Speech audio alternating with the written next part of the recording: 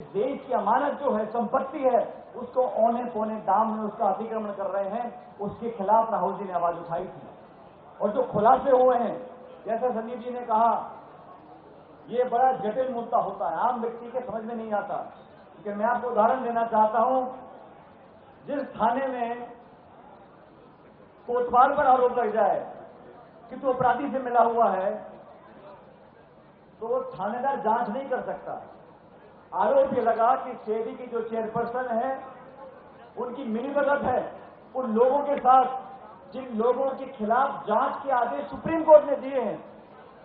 ये कांग्रेस ने नहीं कहा, एआईसीसी ने नहीं कहा, सुप्रीम कोर्ट ने कहा। बड़े गंभीर आरोप है, हजारों लाखों करोड़ रुपए का घोटाला हुआ है। सुप्रीम कोर्ट ने निर्देशित किया सेबी को कि आप जांच करके बताइए कि क्या तथ्य है। अब जांच करने वाले जो हैं, उन्हीं के जब आरोप लगे हैं और तथ्यात्मक आरोप है, ये कोई छुपी हुई बात नहीं है, तो सरकार ने ऐसी चुप्पी साध ली कि कोई जवाब नहीं मिला। हम लोगों ने मांग करी कि एक जेपीसी बने, ज्वाइंट पार्लियामेंट्री कमेटी। और मैं भाजपा के साथियों से पूछना चाहता हूं, बहुमत तो आपका है पार्लियामेंट में, अगर जेपीसी बनेगी उसका चेयरमैन भाजपा का होगा, अधिकांश सदस्य आपकी पार्टी के होंगे, और आप लोग जो हमेशा कहते हो कि विपक्ष के नेताओं पर ईडी के छापे, इनकम टैक्स के छापे, सीबीआई के छापे, और बोलते हो अगर गलत नहीं किया तो जांच से क्यों डरते हो। तो हम तो कह रहे हैं जेपीसी का चेयरमैन आपका, जेपीसी का बहुमत आपका, अब जांच तो कराओ। जब तक जांच ही नहीं कराओगे तो तथ्य तक कैसे पहुंचेंगे। जनता का, देश का, कानून का कोई विश्वास नहीं है सेबी के अंदर। जब उनकी चेयरपर्सन, उनके धर्मपति के ऊपर इतने बड़े गंभीर आरोप लगे हैं जिसको वो मना नहीं कर रहे, हमारा लेन देन हुआ, हमारा निवेश हुआ, हमारे पैसे का लेन देन हुआ, तो वो जांच नहीं कर सकते। इसलिए हमने कहा कि ये सरकार गूंगी बहरी हो सकती है, लेकिन देश में लोकतंत्र जीवित है। आवाम और जनता की मंशा पर उसको झुकना पड़ता है। कांग्रेस पार्टी पूरे देश में प्रत्येक राजधानी में जाकर इस बात को उठा रही है कि आपको जेपीसी बनानी पड़ेगी। और मैं तो सीधा सरकार से पूछना चाहता हूं, अगर कुछ गलत नहीं हुआ, आपने कुछ गलत नहीं किया, अगर हजारों करोड़ निवेशकों के भविष्य को अपने अंधकार में नहीं धकेला, मार्केट को मैनिपुलेट नहीं किया, आपने कुछ गलत काम नहीं किया, तो अब जेपीसी को बनाने से क्यों पीछे हटते हो। आपने बड़े बड़े दावे किए, ईमानदारी के, प्रतिस्पर्धा के, पारदर्शिता के। 10 साल में जनता ने देख लिया अमीर गरीब की खाई कितनी बढ़ गई है। जो चंद उद्योगपति सरकार के साथ रहते हैं उनके तो मारे न्यारे हो गए, और जो गरीब बेचारा जो मजदूरी करता है, नौकरी करता है, मध्यम वर्ग है, छात्र है, किसान है, महिला है, वो सब पीछे होते चले जा रहे हैं।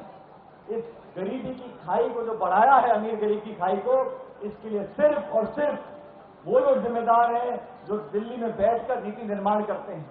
इसलिए साथियों, मैं धन्यवाद देना चाहता हूं देवेंद्र यादव जी का, इनकी पूरी कमेटी का, दिल्ली प्रदेश कांग्रेस कमेटी का, कि आप सबको यहां पर बुलाया। पूरा देश इस बात को सुने और समझे कि कांग्रेस पार्टी सिर्फ और सिर्फ एक उचित पारदर्शी जांच चाहती है, और जांच जेपीसी के माध्यम से हो। देश में अनेकों बार जेपीसी बनी है। मुझे याद है एक बार ये कोका कोला को चक्कर आ गया था, उसमें जेपीसी बन गई थी। तो जेपीसी बनाना कोई बहुत बड़ी बात नहीं है, लेकिन अगर मन में चोर हो, कुछ छुपाने की बात हो, तो कोई भी सरकार जेपीसी बनाने डरती है। इसलिए मेरा सीधा आरोप है सरकार के ऊपर, आप जेपीसी बनाएं, जांच करवाएं। अगर कोई गलती नहीं मिली, जांच के बाद कोई तथ्य सामने नहीं आता, तो मामला खत्म है। लेकिन जांच तो आपको करवानी पड़ेगी।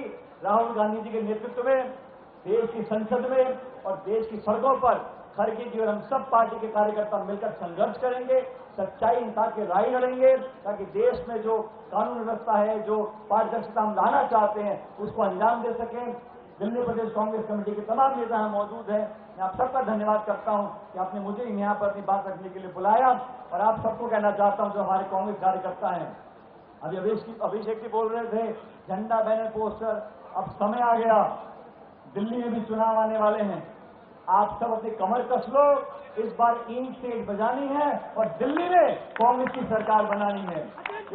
ये दिल्ली में कांग्रेस की जड़ बहुत मजबूत है, समय बदलता रहता है।